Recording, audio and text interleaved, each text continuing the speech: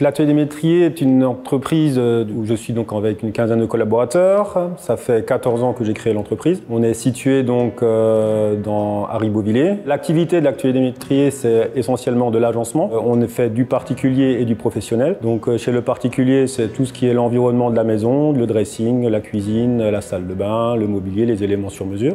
Pour les professionnels, on répond aussi aux attentes de l'hôtellerie, donc tout ce qui est chambre, accueil, entrée, spa aussi beaucoup. L'organisation de l'atelier métrier, c'est de faire toutes les parties complexes et à valeur ajoutée du produit. Donc en Alsace, on est très bien fourni par des fournisseurs qui font de la découpe de panneaux. Donc on est sur des panneaux mélaminés, replaqués, stratifiés. Mais une de nos spécialités, c'est quand même les matériaux, je dirais, assez haut de gamme. On travaille beaucoup le laiton, les plaquages, noyés. Donc nos projets sur les 12 prochains mois correspondent essentiellement à des agencements haut de gamme. Donc là, on est sur 2 grandes villas où on gère l'ensemble des aménagements intérieurs. Donc on a tout le lot d'aménagement, ça va de la cuisine, les parquets, les portes, les éléments. Donc là on est vraiment ce qu'on appelle dans de la maison d'architecte, où en fait on a un projet global avec un fil conducteur esthétique et de matière.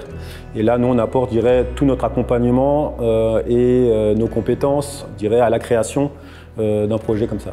La rencontre avec la société Felder s'est faite en même temps que la société Felder s'est implantée en Alsace, donc on a à peu près le même créneau.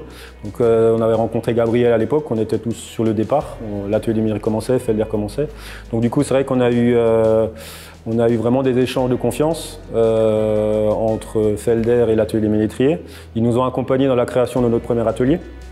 On suit aussi faire des efforts financiers et adapter les machines pour qu'au départ on arrive à pouvoir lancer la machine, et au fur et à mesure on a développé et effectivement investi pour développer et je dirais rendre l'atelier des métriers plus performant avec les nouveaux produits. Pour la Temporef 800, ça a été une volonté dès le départ de l'entreprise de gérer directement le plaquage.